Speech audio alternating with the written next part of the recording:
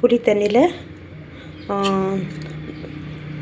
வெங்காயத்தை தாளிச்சிட்டு புளி தண்ணி கொட்டிட்டேன். இது கேரட்டு, பீன்ஸு, பட்டாணி எல்லாம் வெந்துருச்சு. இப்போ இதில் வந்து நம்ம ஒரு பீஸ் வெல்லம் போட்டலாம்.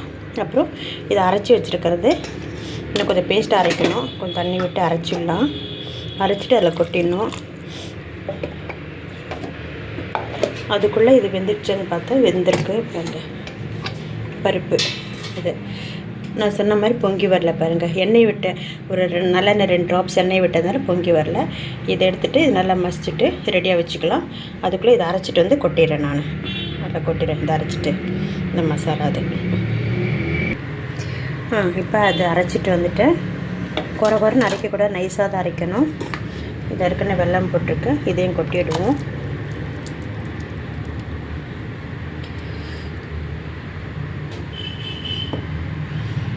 கொட்டிட்டு அது கொதிக்க வைக்க ஆரம்பிக்கலாம். அதுக்குள்ளே இது வெளியில் எடுத்து கொஞ்சம் மசிச்சு வச்சுருக்கேன். சரி இருங்க, இது கலக்கிறேன். இப்போ மசாலா கொட்டிட்டு இது பச்சை வாசனை போகிற வரைக்கும் வேகட்டும். கொஞ்சோண்டு தண்ணி விட்டு மிக்ஸி ஜாரில் பண்ணியிருக்கேன். என்னடா இவ்வளோ தண்ணி விட்டு நினைக்க வேண்டாம், எல்லாமே இழுத்துக்கும். இந்த அரிசியும் பருப்பும் அதை போடும்போது எல்லாமே இழுத்துக்கும். அப்போ தான் தரன்னு இருக்கும். இப்போ இது பச்சை வாசனை போகிற அளவுக்கு நல்லா கொதிக்கட்டும்.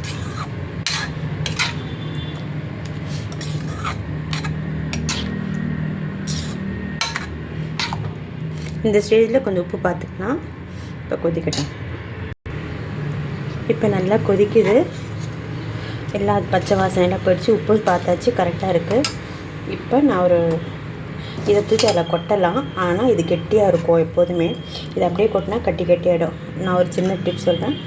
இந்த தண்ணி எடுத்து நம்ம இந்த கிரேவி எடுத்து இதில் ஊற்றிட்டு நல்லா கலந்துட்டு அப்போ என்ன ஆகும், அது இந்த கட்டியில் கொஞ்சமாக விடும்போது இதுவாகிடும்.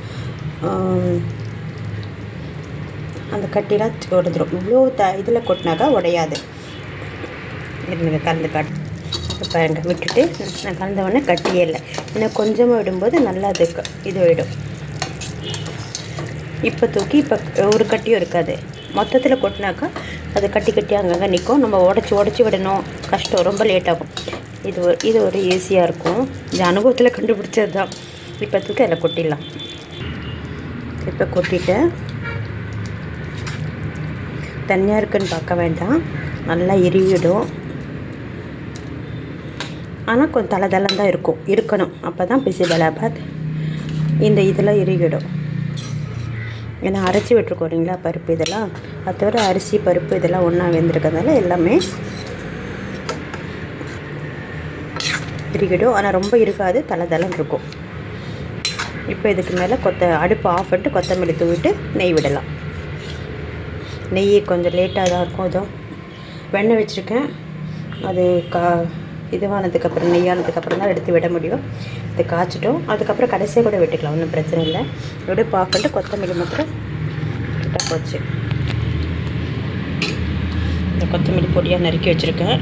எல்லாத்தையும் கொட்டலாம். கறிவேப்பிலை போடணும். கறிவேப்பிலை மரத்தில் இல்லை, வாங்கவும் இல்லை.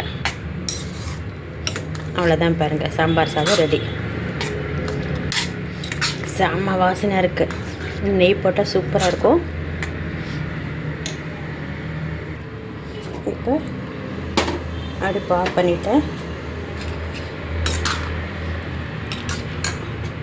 கொத்தமல்லி தூவிடலாம்.